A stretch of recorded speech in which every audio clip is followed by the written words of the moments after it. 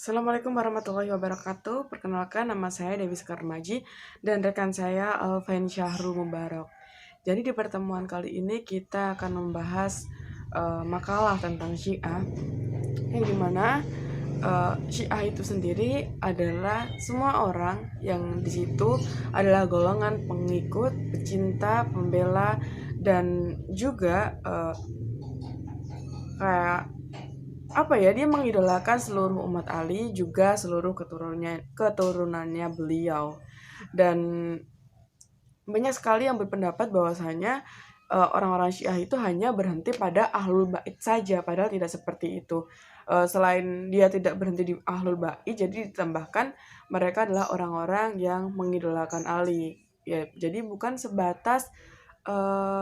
bukan sebatas tentang cinta Ahlul Bait saja, tapi mereka mendukung Ali terkait dengan kekhalifahan setelah Rasulullah seperti itu.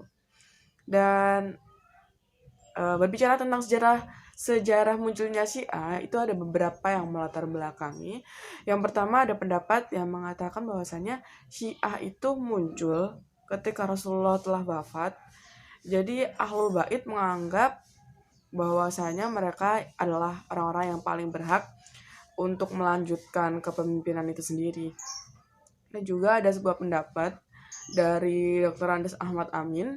Dia berpendapat bahwasanya Syiah itu adalah sekelompok orang yang berkata bahwa Ahlul Bait itu beliau yang paling berhak.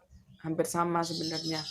Dan yang terakhir itu ada sebuah pendapat lagi yang dimana itu merupakan pendapat cikal bakal lahirnya Syiah.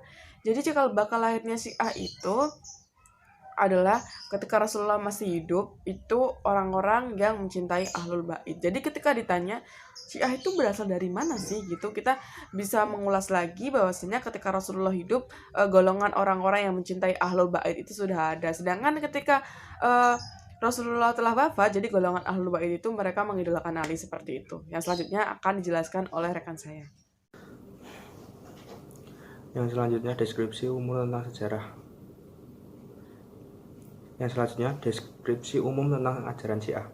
Dalam Syiah ada 3 dimensi ajaran: akidah, akhlak, dan fikih. Syariat sebagaimana pembagian yang disepakati sebagian besar ulama Islam. Syiah telah memformulasikan akidah dalam 3 prinsip utama, yaitu tauhid, kenabian, dan hari kebangkitan. Dengan demikian berkembang menjadi 5 prinsip, yaitu at-tauhid, an-nubuwah, al-imamah, al-adl, al-ma'ad.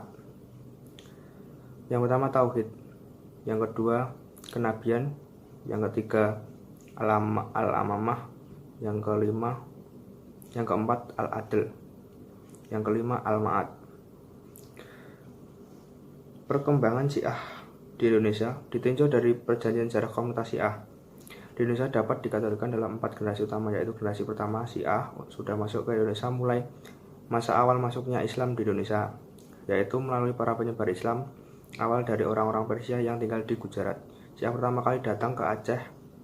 Raja pertama kerajaan Samudra Pasar yang terletak di Aceh, Marah Silu, adalah memeluk Islam versi Syiah dengan memakai gelar Malikul Saleh.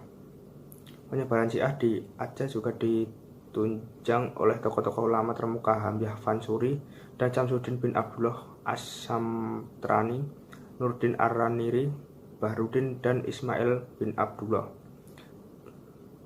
Akan tetapi pada zaman Sultan Iskandar Tsani, kekuasaan kerajaan di Aceh dipegang oleh ulama ahli sunnah, sehingga sejak saat itu kelompok Syiah tidak lagi menampakkan diri, memilih berdakwah secara taqiyah 60 pada tahap awal penyebaran Syiah. Perkembangan Syiah tidak banyak mengalami benturan kepada kelompok lain karena pola dakwah yang dilakukan. Prinsip taqiyah digunakan untuk menghindari tekanan dari pihak penguasa. Selama periode pertama, hubungan antara Sunni dan Syiah di Indonesia pada umumnya sangat baik dan bersahabat, tidak seperti yang terjadi di negeri-negeri lain seperti Malaysia, misalnya Pakistan, Irak, atau Arab Saudi. Meskipun demikian, pernah terjadi insiden seperti dibunuhnya Hamzah Fansuri karena dituduh menyebarkan paham wahdat al-wujud generasi kedua sebelum meletus revolusi Iran tahun 1979. Syiah sudah ada di Indonesia, baik Imayyah, Yadiyah maupun Ismailiyah. Mereka menyimpan keyakinan itu hanya untuk diri mereka sendiri dan untuk keluarga yang sangat terbatas. Karena itu mereka bersikap sangat eksklusif. Belum ada semangat untuk menyebarkan pahamnya kepada orang lain.